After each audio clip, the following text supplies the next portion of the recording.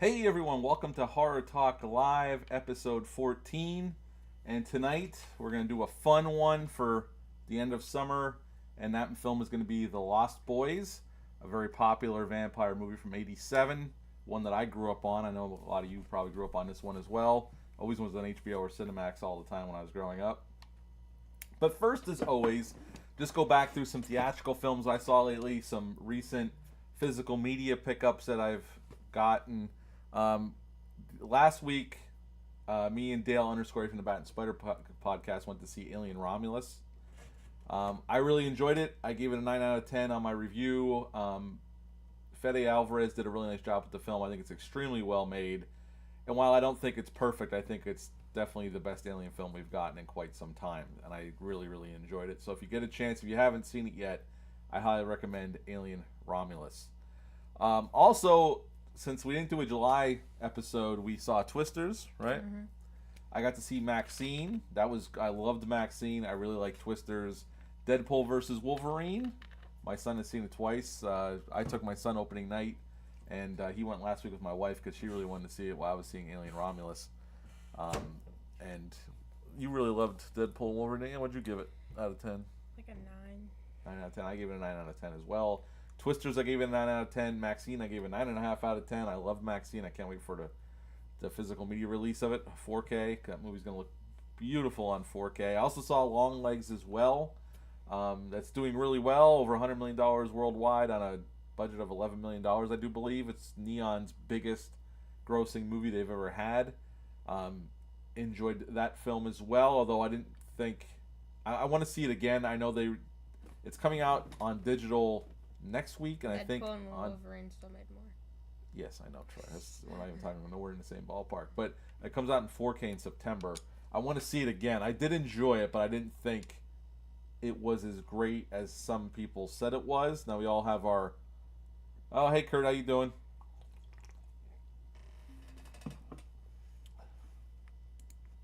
Can you hear me all right, Kurt?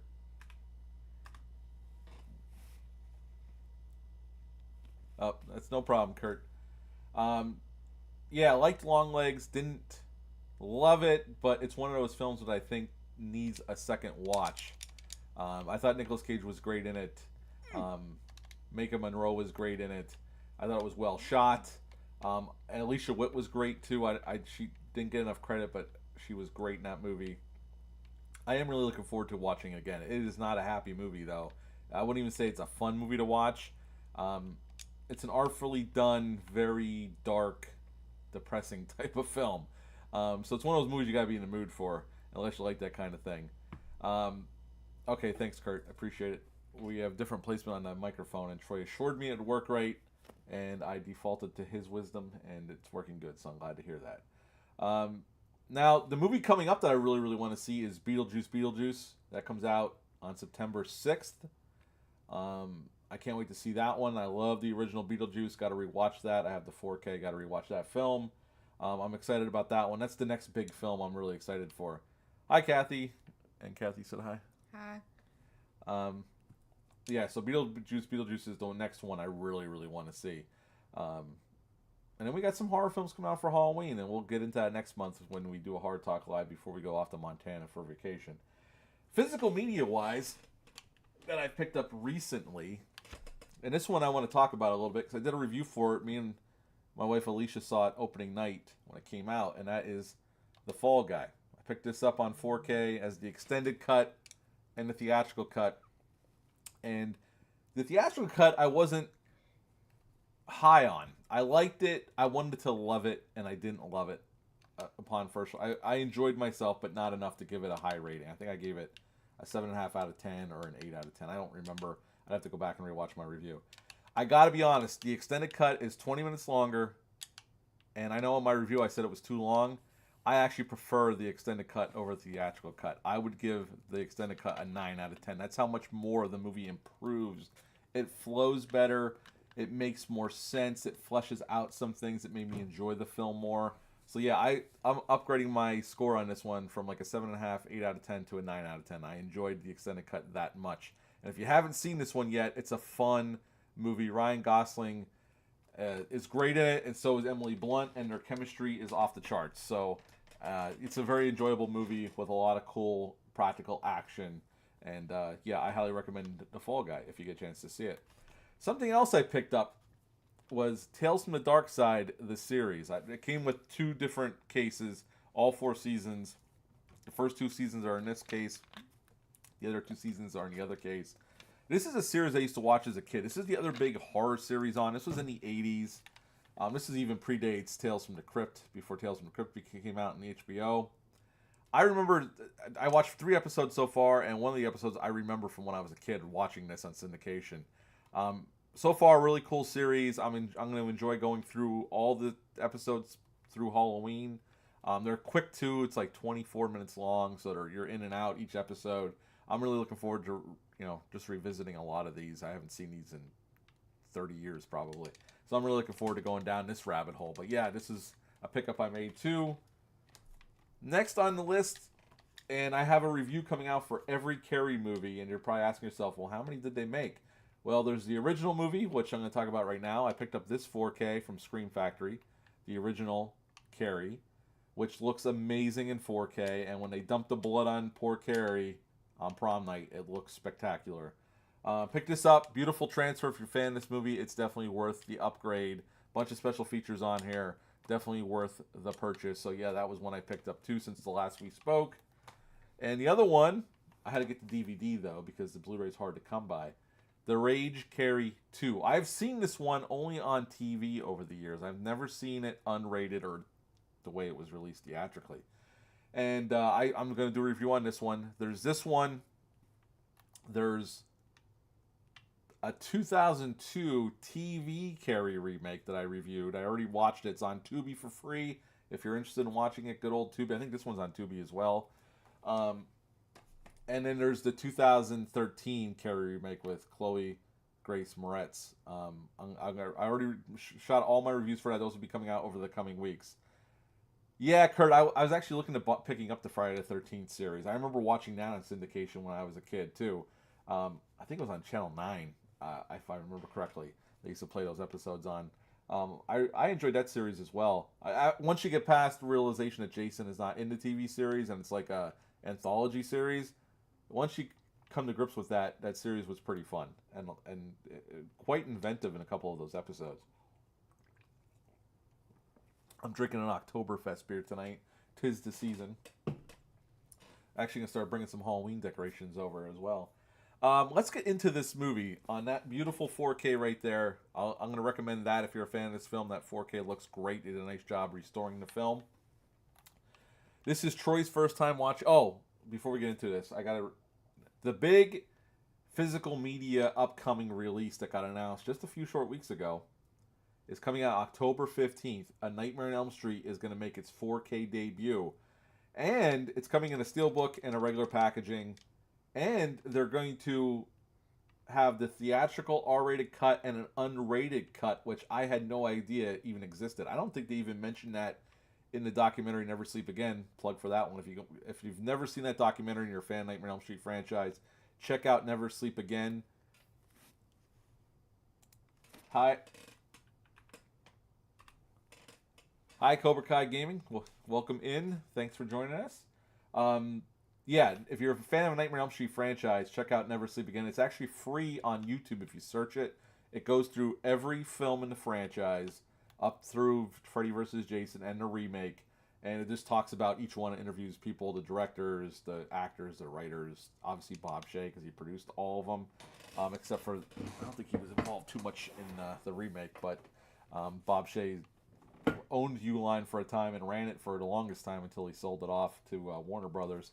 But yeah, that 4K is the big one coming out. I already got mine on pre-order, and you can pre-order it right now.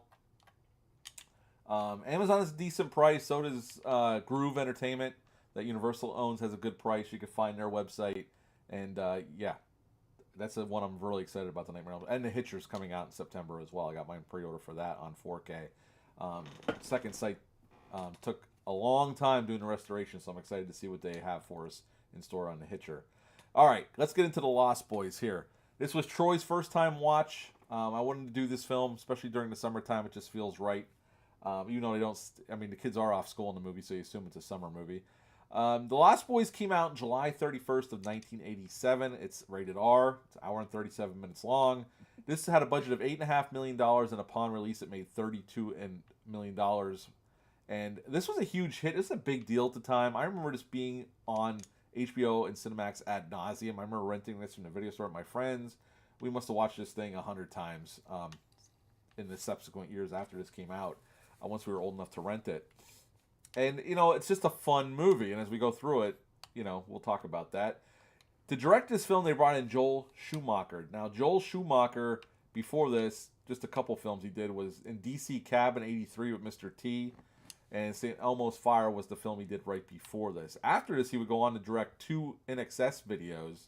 And then later on, Falling Down, Batman Forever, Batman Robin, the less said about that the better, 8mm. He had a very long career. He is no longer with us, unfortunately. But now in this film, we have Jason Patric as Michael. We have Corey Haim as Sam. They are brothers. Diane West plays Lucy. She is their mother, and they are moving from Phoenix to Santa Clara, California. She's going through a divorce, and the boys went with her. Bernard Hughes plays Grandpa, and Grandpa's a real one. He's a ride or die. I love Grandpa in this movie. Edward Herrmann plays Max. We got Kiefer Sutherland as David. This was after Stand By Me. Stand By Me was 85. This was 87. Jamie Gertz plays Star. Corey Feldman plays Edgar Frog. Jameson Newlander plays Alan Frog. And then Alex Winter plays Marco in this film. And Alex Winter is still around. He was in Bill and Ted's movies. Death Wish 3. He's a director as well. So he's been around for a very long time. And Tim Capello, got to bring up that guy, the greased up, muscle-bound dude on the beach playing the saxophone. Entertaining as hell, and he still tours around when there's screenings. You can get him. I know the Mahoning Valley Drive-In had this last year, and he showed up and performed a couple songs and did a meet and greet with the fans. And I know he does that all around the country. He tours with the film. If somebody's showing it, he'll show up and do a meet and greet and play some tunes on the saxophone.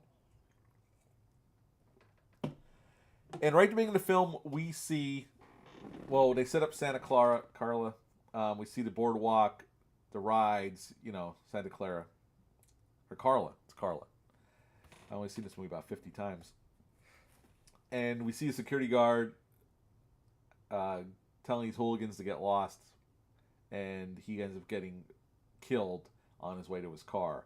And then we're introduced to, you know, Sam, Michael, and Lucy as they're moving into Santa Carla from Phoenix. And that's where we get enough dialogue to figure out that she's going through a divorce and she's moving in with her father. And right away, you know, Sam and Michael are attracted to the boardwalk, as you would be as a teenager, right, Troy? You would hang out. If I was a teenager, I'd be there all the time, and you'd be there all the time with your friends if we live close enough to go to one. Mm-hmm. And I love when they're driving in, though. On the back side of the billboard, it says Murder Capital of the World, which they actually shot this in Santa Cruz, California. And the funny story behind that was Santa Cruz, California, for a time was called the Murder Capital of the World. And we'll get into that a little later. They had 3 serial killers in their midst for 3 or 4 years in the 70s. And a lot of people, there was a lot of murders. I think there was 28 murders. Let me see. Yeah, 28 people were murdered over a period of 30 months from 1970 to 1973. So when the filmmakers came to shoot this film, and they did that to the billboard, the town council was none too happy with the filmmakers that they put that out there, because they were in the middle of, you know, repairing their image to the world, and then they spray painted that in the back of a billboard. So they weren't thrilled about that, but it's in the film, and I always get a kick out of that. So they get set up with Grandpa, and Lucy's looking for a job, which is where we're introduced to Max. And Max is sweet on Lucy right away. And, you know, Michael finds Star and David and his gang of misfits, and he becomes enamored with Star. And basically what we have here is Michael, through peer pressure, gets sucked into this world that he has no idea about. And pretty soon he realizes that something very, very wrong is going on. And Sam, on the other hand, after he meets the Frog Brothers, becomes more aware of vampires, the vampire lore, and possibly there's things going on, and once David starts acting strange, he's sure that the vampires actually exist and they are there in this town. And pretty much from there, it's just trying to save Michael and Star and this little kid Laddie by killing the master vampire or the head vampire, and that's pretty much what the rest of the movie's about. And we get vampire scenes and action scenes, a big ass action scene at the end of the film at Grandpa's house, which they destroy the house. He's gonna need a good contractor to fix the plumbing and everything else in the house, ain't Troy? New bathroom, got job, new kitchen. And then at the end, we get that stinger where Grandpa says, as he's looking at Lucy and the kids, one thing about Santa Carla I never could stomach is all the damn vampires, letting us know, the audience, that Grandpa was aware of the threat the whole time and never said a goddamn word. But he came in clutch at the end and saved the day, so we could forgive him because he was a real one throughout the whole film. Now, this was Troy's first time watching it, and being only 12 going on 13, and it's 2024, looking back on these 80s films, I'm just going to set this up so people don't come out there with pitchforks and torch it. I think The Lost Boys holds up really, really well. And that I'm just prefacing this before Troy, I told him not to be super negative, but he can give you his honest opinion. To him, he's used to these new movies, all the CGI, they're spending $300 million. This movie was made on $8.5 million back in '86. So, I think it still looks really good. The makeup looks great. The effects come off pretty damn well, considering, they were doing a lot of this stuff for the first time. And they had to hide wires with lighting and whatnot. So to somebody like Troy, you get a younger perspective here. Some of the things don't work like they do for us. But I'm going to throw it to Troy and let him tell you what he likes about this film. Troy, the floor is yours. Like it when Grandpa came into the house at the end of this truck. And Steaks Max. And he blows up in a fireplace. And I like the part when they took his car and they came back and he's like, you have to fill up the gas when you come back at the car. Well, he goes, don't you know the rule about the car if you take the car? And he's like, no. He goes, you fill up the tank. He goes, oh. He goes, now you know. Then he just walks away. Troy also liked all the stuff, like the taxidermied animals he kept putting in Sam's bedroom. Then he woke up freaked out with the owl watching him. How'd you like the vampire action? It was okay. Except until the end when Grandpa comes in at that was your favorite part, though. That was when yeah. But the bathtub scene was pretty cool when the house starts exploding. Yeah. With the plumbing. Yeah. See, it's he's 12 going on 13. It was basically it. The plumbing. He doesn't know the nuances of it or the struggles to try to make a movie back then without the technology they have now. To me, I'd rather a movie made this way. It's made by hand. It's practical effects. And like I said, back then, they had a decent budget for '86, but it wasn't a huge budget. What I like about this film, and I grew up with this film, as I said, I used to watch this ad nauseum with my friends. We used to rent this all the time or watch it on HBO or Cinemax. I like what Joel Schumacher does with this. It's very beautifully shot. It's very music video, like it's a little choppy with the editing, but it's very stylistic. There's some beautiful shots here. I love the teenagers versus vampires aspect of it, especially when I was growing up, because I was the same age as they were when I saw this one, and I was like, oh, that's badass. Like they're getting the holy water and they have the squirt guns, and they go into the cave and they stake one of them, and they freak out, as we all would in that situation, and they run, but at the end of the day, they stood their ground at the end. But I just love how these kids just came together to try to fight this evil amongst them and hopefully save Sam's brother Michael in the process. Grandpa, I've always loved that character. He's like kind of like an enigma. He's kind of like this laid back, but he's always watching. Like even when Max comes over for dinner for the first time, Grandpa hides in his taxidermy room, but he's watching. Like he knows something's going on. And the first time you watch this, you don't know what Grandpa knows until the end of the film when he says all the damn vampires. But Grandpa is always paying attention. He might not seem it because he's very like kind of laid back and a little goofy, but Grandpa knows his shit. And he knows what's going on. And I've always loved that character, even when I was a kid, because he was the one person right away, although you didn't know it at first, that knew what was going on in town. He even says to Sam he thought he was going to take him to town. He starts the car up, then he turns it off and gets out. He goes, "I thought we were going to town." He goes, "That's as close to town as I like to get." Meaning Grandpa, he knew what was what, and more people should have probably took that vibe off of Grandpa. But Grandpa wasn't good at explaining stuff, though, was he? He kept it close to the vest. He wasn't sharing that information. But I love the cast here is great. Now, this was the first time Corey Haim and Corey Feldman worked together. They would go on to work a bunch of times after this together, but this was their first time together, and they do work well together. They were nicknamed the two Coreys back in the 80s for how many times they worked together.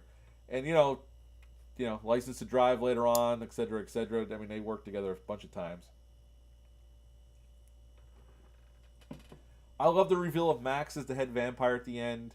I love the feel of the boardwalk. It's very 80s, from the clothes to the music to the hairstyle, and I'm fine with that. It's not dated to me. Yes, to young eyes it would look a little dated because people don't tend to dress that way anymore. But I just think that would be such a cool place to live, minus the murder capital of the world stuff, because I would be at that boardwalk totally every day, riding the rides, going to video stores, going to the arcades. That would just be the place I'd be hanging out. So I always thought that was a cool setting to put this vampire threat as a backdrop. And I like the fight at the end. I think it comes off really well. I like, they kind of Home Alone the house before Home Alone. They prepare and they take out the threat. And this is a movie that, I don't think it's perfect, but it's so damn fun and so good at what it's trying to do. It's not a complicated story. Max is just trying to find a mother for his boys and bring her family into his family. And that's pretty much the whole story. It's just a teenage love story. Michael gets in with the wrong crowd. He's feeling a little lonely. They're moving from Phoenix, and he gets in with the wrong people. And before he knows it, he's floating in the air off his bed up at the ceiling and screaming for his brother from help. So I think this movie does what it sets out to do really, really well. Just getting through a little trivia here. This was filmed in Santa Cruz, California, as I said earlier. And the serial killers that were responsible for the murder capital of the world title for Santa Cruz were John Lindley Frazier, Herbert Mullen, and the most popular one, the one I know of, is Ed Kemper. They were the three serial killers that were responsible to give Santa Cruz that moniker of the murder capital of the world. Each year on the Santa Cruz boardwalk, they show this film. They show it on the beach, and they get a good crowd over here, from what I read. It took Joel Schumacher several meetings with Jason Patric for him to want to take this film. He was really hesitant about taking this film, but Joel Schumacher finally got him to say yes to it and come in and do it. Greg Cannon came in and do the makeup effects, and I think the makeup effects hold up really well. This film isn't overly gory. When they kill all those kids at that party on the beach by the fire, you see some blood spurting and that, and some body parts, and then you don't really see a lot of gore until the end when the vampires are getting killed, when Sam puts the arrow through the one vampire's chest and he goes into the stereo and his head blows off and his limbs are everywhere. But this is not an overly gory film. Richard Donner was originally going to direct this film. He was coming off the Goonies. He was going to do this film, and he had it set up. He was going to start casting, but he went off to do a little movie called Lethal Weapon. But he liked the script for this film so much, he stayed on as producer, and he brought in Joel Schumacher to direct this film. And I think, Joel Schumacher does a nice job. Dick Donner's a great director, but I think, Joel Schumacher's no slouch. When Max is introduced into the video store, behind him on the shelf, if you're looking for it, you can find a copy of The Goonies sitting there, which Dick Donner produced this film. Dick Donner directed The Goonies. And they filmed for 21 days in Santa Cruz. And then they went back to Hollywood and shot in some sound stages for the rest of the shoot. But, any negatives I would have for this film, I think the film could be, they don't really flesh out the vampires. I wish they would flesh them out a little bit more, or maybe have another attack in there. But, through rose-colored glasses you could say I have for this film. I have a lot of nostalgia for it. I've had every iteration of this film. I've had it on VHS, I've had it on DVD, I've had it on Blu-ray, and I have it on 4K. You've never had it on Laserdisc. Well, no, I never had it on Laserdisc. I didn't claim to have it on Laserdisc. I've always enjoyed this film. It's a film I've probably seen at least 50 times. I was obsessed with this film as a kid. I still watch it from time to time now. I'm glad to be able to share it with my son, even though he didn't quite enjoy it as much as I enjoy it. And that's okay. You know, I'm not just going to show him older movies, you know. But I'm going to show him the classics. He wants to watch Halloween on VHS, which I do have. And I have a VHS player. We are going to do that at some point soon. And then he wants to watch the whole Halloween franchise. And then we'll have to get on the Friday the 13th franchise and Nightmare on Elm Street. Although Nightmare on Elm Street we are going to do for the October Horror Talk Live. Because I definitely, for the 40th, it's going to be 40th anniversary of A Nightmare on Elm Street this year. God, it makes me feel old to think about that. 40 years. Jesus Christ. Where'd the time go? But anything else you want to say about The Lost Boys? What didn't you like about the film? Just be honest. Okay, if you're paying attention enough, Now, I know what he's going to say. Before he says it, I'm going to preface this with, this is nitpicking, silly Sally son of a bitch stuff, but I'm going to let him say it because he's my son and I love him. Go ahead. So if you're paying attention, you can like tell in some of the scenes that they filmed it on like a stage or set because you can hear the echo in like a small room, which normally you would only hear in like a bigger room or in the cave that they filmed in, but you can only hear it in the house, not the cave. Okay. Which confused me a lot. So it took you out of the movie a little bit. Yeah. See, I didn't notice that stuff, but I wasn't really. What else? Probably about it. But you said. See, now I gotta show him some other vampire. We gotta watch Fright Night. We gotta watch Near Dark. Gotta watch John Carpenter's Vampires. So he has some more vampire films to watch. It's not that he hated this film. Matter of fact, I'll let him rate it right now. What would you give The Lost Boys out of 10? Barely over 6.9, so 7. 7 out of 10 for The Lost Boys. What would you guys rate it out there? Leave a number in the chat, Kurt, unless you're still eating. Sorry, bud. I would give The Lost Boys a 9 out of 10. I've always loved this film. It's so good. It knows what it is. It's fun. It's a breeze to get through. It's only an hour and 37 minutes long. This is one of those movies I could put on, sit back, and just enjoy myself. You know, you don't got to think too hard about it. The performances are fun. The effects are fun. The directing's fun. It's just a fun movie. The music, I love the soundtrack here. It's very 80s, but it's so much fun. I let my son listen to the remake of Cry Little Sister by Seasons After, the heavy metal version of it that was made for the sequel, which I don't like the sequels to this film. The direct-to-video ones they did, I've never liked them. I saw them. They're just direct-to-video. Doesn't hold a candle to this film. I don't know why Warner Brothers didn't do a theatrical release sequel. It's a shame they didn't. They should have. There's a market for it. There's enough of us that grew up on this film that would go see it. But they just never did. They gave us a direct-to-video crap they gave us, and I don't know if we're going to see. There was a rumor they were remaking it, which I think is a huge mistake. But they'll do what they do, and we'll see. I'm not totally against a remake, but it depends who's directing it and who's in it. It'd have to be a solid director for me to get excited about something like that.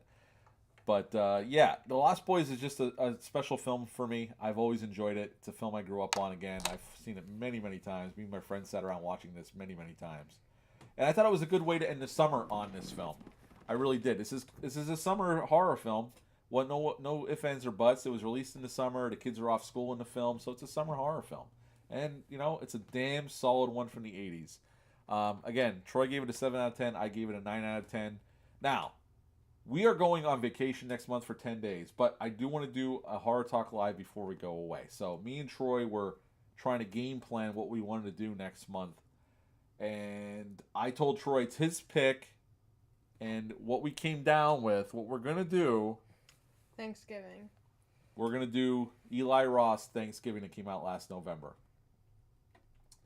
Now, I think it's pretty obvious how we feel about this film, but we're gonna rewatch it and we're gonna do a hard talk live on it.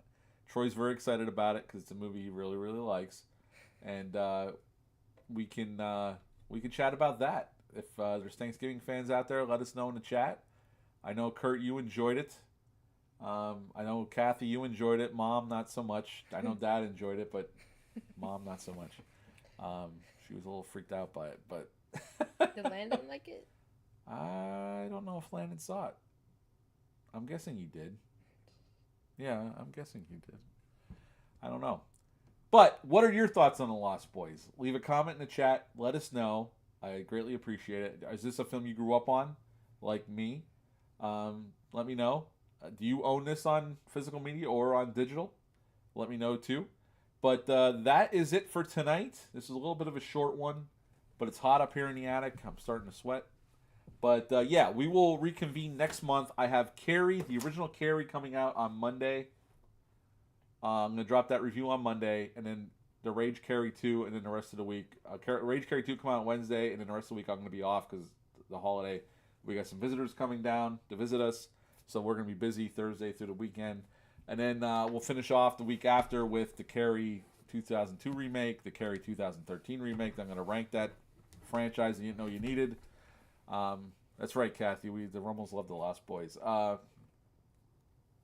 And then next month, I'll release the date. We will talk about Thanksgiving next month. And in October, we're going to do A Nightmare on Elm Street for the 40th anniversary. That'll be our Halloween Horror Talk Live.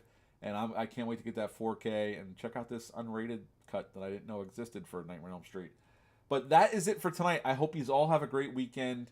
Enjoy it. The weather's supposed to be beautiful, at least where we live in North Carolina on the East Coast, I think.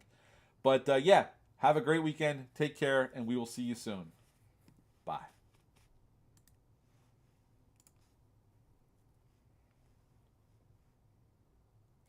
That was short, 31 minutes. We went short.